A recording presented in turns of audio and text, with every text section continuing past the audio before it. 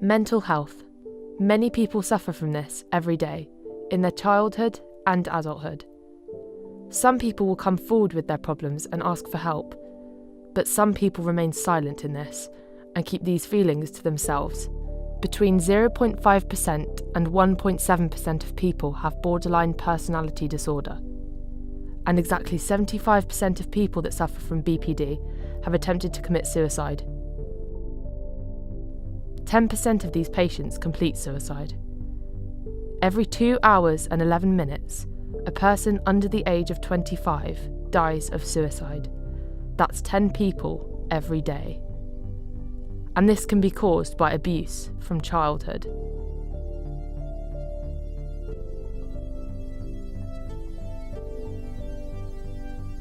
Some people might get confused with the meaning of BPD. BPD is borderline personality disorder. They have a pattern of abnormal behaviour portrayed by unstable relationships with other people. They have an unstable sense of self and have unstable emotions. To get a rounded perspective on mental health issues, the college counsellor Tracy speaks about mental health among students in college. Most of the people would come with individual issues, so depression or anxiety or a relationship breakup. Over the years, things have got more complex and there are a lot more complex cases come.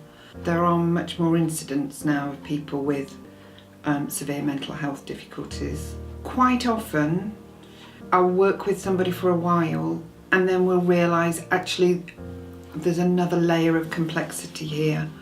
And so I help the students kind of understand what's going on for them, understand the issues, and then we'll help them get involved with the appropriate mental health services. I think for many students, when they come into counselling in college, we're quite often the first person they've spoken to about maybe the extent of their difficulties, and they're trying to work out what's going on for themselves and they're confused.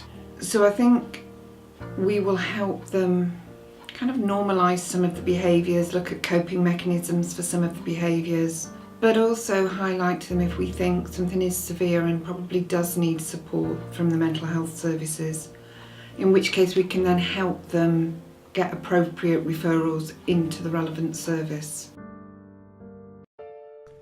Hi, I'm Natalie, I'm 20 years old and I suffer with depersonalisation disorder and have done for about 5 years. Depersonalisation disorder is a form of anxiety disorder. You feel very disconnected from yourself, the world around you. I wake up some days and don't recognise my face or my family, my loved ones. When I get incredibly stressed, I start to forget what they look like and do I really know them? But it's like living with a pane of glass in between your brain and your eyes. So almost like you're just watching everything, but it's a bit distorted. It just feels a bit weird. I went to the doctors when I first got it, and they didn't really listen to what I said. They didn't know what I was talking about, and it became very clear very soon that not a lot of medical professionals nowadays know about these conditions that have, popped up in recent years.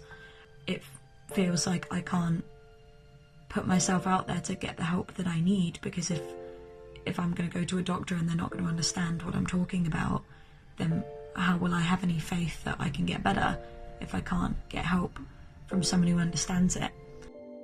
Esther wanted to raise more awareness about BPD. Here she is speaking about her experiences. How has BPD changed my life? Well, I suppose it's in some ways helped me understand. I never understood why I reacted in such irrational ways. And I think learning that I have BPD has helped me understand why I react in odd ways.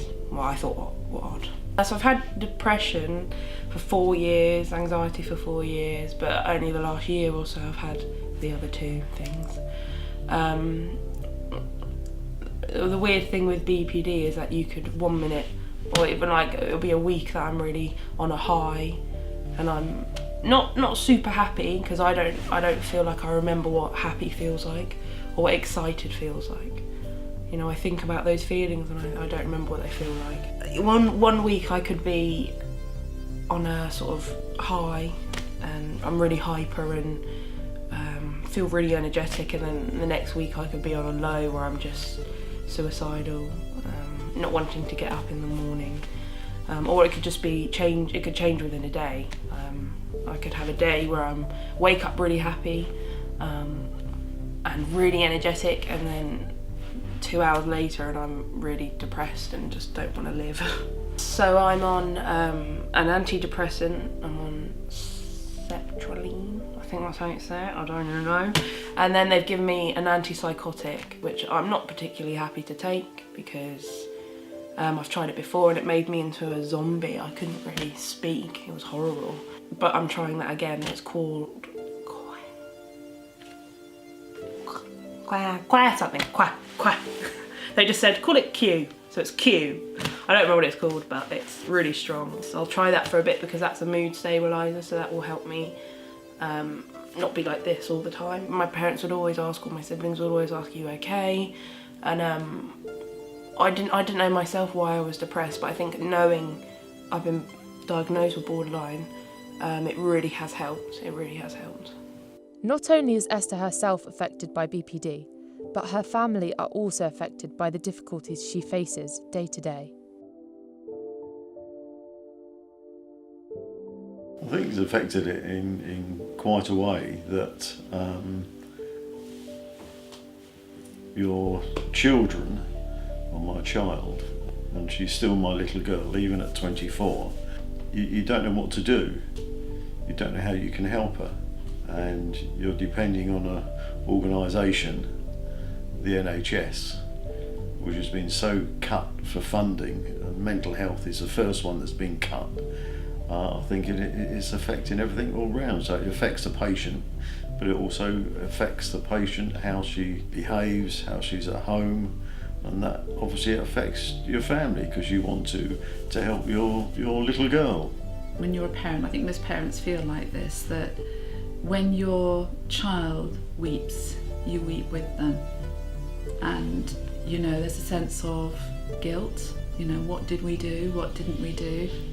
Somebody very helpfully sent some articles when she was first diagnosed, and said it was all the parents' fault. And of course that just brought condemnation. That was very difficult.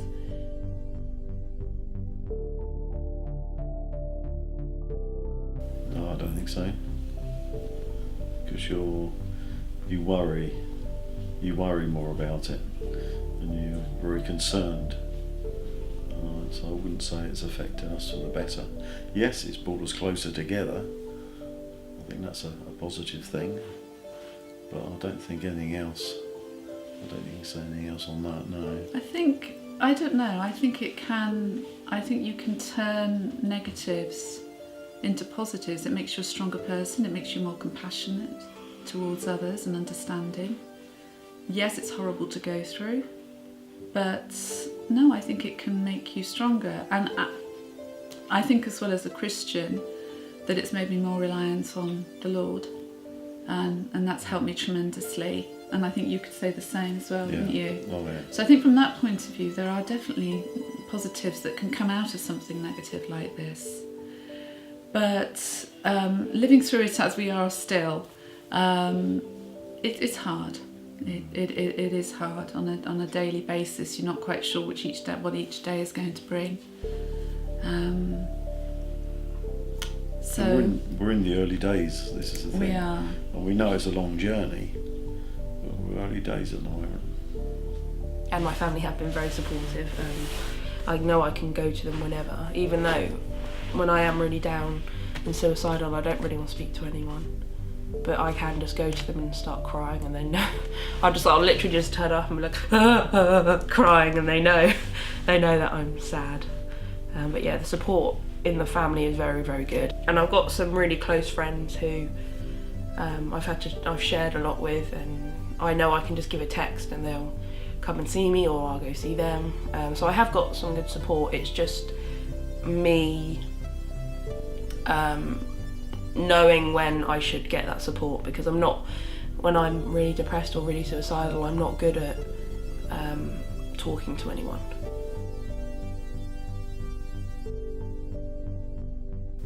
Well, originally, when I was 19, I didn't get into the army, and I'd wanted to get into the army for most of my life, and I trained for it, and then I didn't get in, and I originally thought that was the issue, but since seeing a psychologist, I discovered that there was something in my past that had happened that was the reason. I suffered from depression and self-hate.